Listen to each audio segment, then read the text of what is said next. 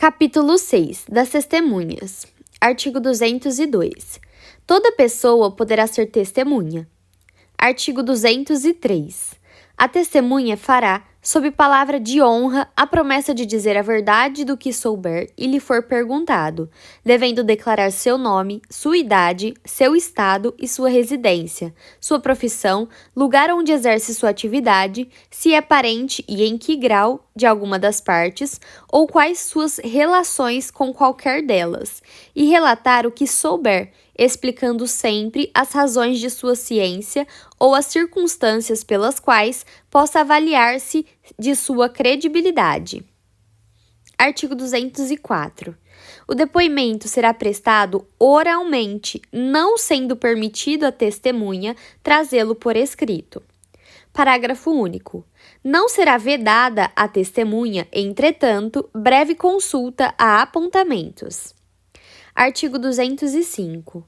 Se ocorrer dúvida sobre a identidade da testemunha, o juiz procederá à verificação pelos meios ao seu alcance, podendo, entretanto, tomar-lhe o depoimento desde logo. Artigo 206. A testemunha não poderá eximir-se da obrigação de depor. Poderão, entretanto, recusar-se a fazê-lo o ascendente ou descendente, ou afim, em linha reta, o cônjuge, ainda que desquitado, o irmão e o pai, a mãe ou o filho adotivo do acusado, salvo quando não for possível, por outro modo, obter-se ou integrar-se à prova do fato e de suas circunstâncias. Artigo 207. São proibidas de depor as pessoas que, em razão da função, ministério, ofício ou profissão, devam guardar segredo, salvo se, desobrigadas pela parte interessada, quiserem dar o seu testemunho. Artigo 208. Não se deferirá o compromisso a que alude o artigo 203 aos doentes e deficientes mentais e aos menores de 14 anos, nem às pessoas a que se refere o artigo 206. Artigo 209. O juiz, quando julgar necessário, poderá ouvir outras testemunhas além das indicadas pelas partes. Parágrafo 1º. Se ao juiz parecer conveniente, serão ouvidas as pessoas a que as testemunhas se referirem. Parágrafo 2º. Não será computada como testemunha a pessoa que nada souber que interesse a decisão da causa. Artigo 210. As testemunhas serão inquiridas, cada uma de per si, de modo que umas não saibam nem ouçam os depoimentos das outras, devendo o juiz adverti-las das penas cominadas ao falso testemunho. Parágrafo único. Antes do início da audiência e durante a sua realização, serão reservados espaços separados para a garantia da incomunicabilidade das testemunhas. Artigo 211. Se o juiz, ao pronunciar sentença final, reconhecer que alguma testemunha fez afirmação falsa, calou ou negou a verdade, remeterá cópia do depoimento à autoridade policial para a instauração de inquérito. Parágrafo único. Tendo o depoimento sido prestado em plenário de julgamento, o juiz, no caso de proferir decisão na audiência, artigo 538, parágrafo 2º, o tribunal, artigo 561, ou conselho de sentença, após a votação dos quesitos, poderão fazer apresentar imediatamente a testemunha à autoridade policial. Artigo 212.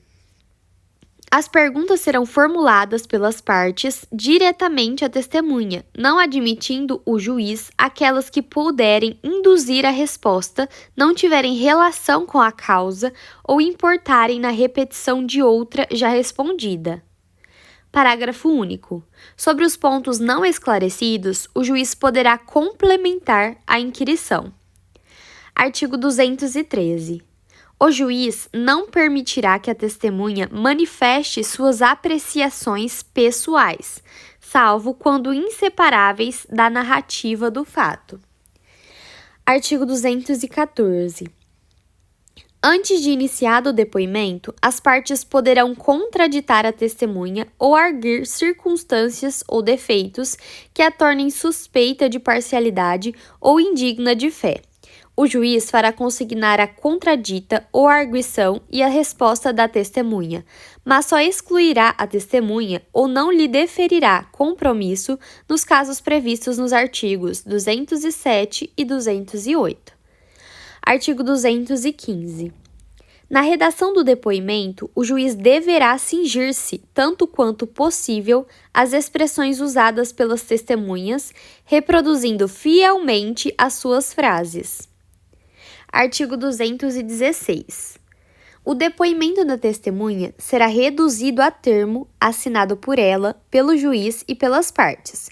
Se a testemunha não souber assinar ou não puder fazê-lo, pedirá a alguém que o faça por ela, depois de lido na presença de ambos.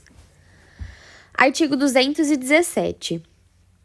Se o juiz verificar que a presença do réu poderá causar humilhação, temor ou sério constrangimento à testemunha ou ao ofendido, de modo que prejudique a verdade do depoimento, fará inquirição por videoconferência e, somente na impossibilidade dessa forma, determinará a retirada do réu, prosseguindo na inquirição com a presença do seu defensor.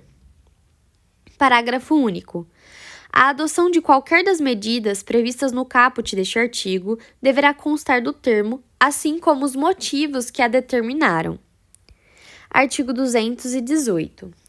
Se, regularmente intimada, a testemunha deixar de comparecer sem motivo justificado, o juiz poderá requisitar à autoridade policial a sua apresentação ou determinar seja conduzida por oficial de justiça, que poderá solicitar o auxílio da força pública. Artigo 219. O juiz poderá aplicar à testemunha faltosa a multa prevista no artigo 453, sem prejuízo dos processos penal por crime de desobediência e condená-la ao pagamento das custas da diligência. Artigo 220. As pessoas impossibilitadas por enfermidade ou por velhice de comparecer para depor serão inquiridas onde estiverem. Artigo 221. O presidente e o vice-presidente da República, os senadores e deputados federais, os ministros de Estado, os governadores de estados e territórios, os secretários de Estado, os prefeitos do Distrito Federal e dos municípios, os deputados às assembleias legislativas estaduais, os membros do Poder Judiciário, os ministros e juízes dos Tribunais de Contas da União, dos Estados, do Distrito Federal, bem como os do Tribunal Marítimo, serão inquiridos em local, dia e hora, previamente ajustados entre eles e o juiz. Parágrafo 1º. O presidente e o vice-presidente da República, os presidentes do Senado Federal, da Câmara dos Deputados e do Supremo Tribunal Federal poderão optar pela prestação de depoimento por escrito, caso em que as perguntas formuladas pelas partes e deferidas pelo juiz lhes serão transmitidas por ofício. Parágrafo 2º. Os militares deverão ser requisitados à autoridade superior. Parágrafo 3º. Aos funcionários públicos aplicar-se-á o disposto no artigo 218, devendo, porém, a expedição do mandado ser imediatamente comunicada ao chefe da repartição em que servirem, com indicação do dia e da hora marcados. Artigo 222. A testemunha que morar fora da jurisdição do juiz será inquirida pelo juiz do lugar de sua residência, expedindo-se para esse fim carta precatória com prazo razoável intimadas às partes. Parágrafo 1º. A expedição da precatória não suspenderá a instrução criminal. Parágrafo 2º. Fim do prazo marcado, poderá realizar-se o julgamento, mas, a todo tempo, a precatória, uma vez devolvida, será junta aos autos. Parágrafo 3º.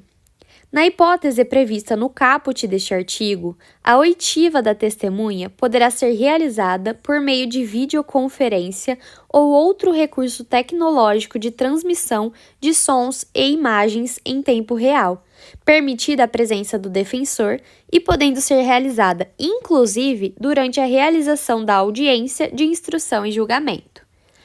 Artigo 222-A.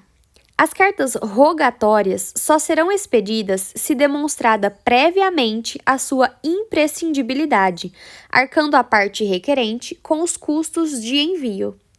Parágrafo único.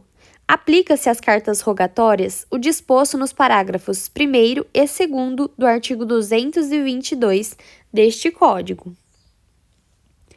Artigo 223. Quando a testemunha não conhecer a língua nacional, será nomeado intérprete para traduzir as perguntas e respostas. Parágrafo único. Tratando-se de mudo, surdo ou surdo-mudo, proceder-se-á na conformidade do artigo 192. Artigo 224.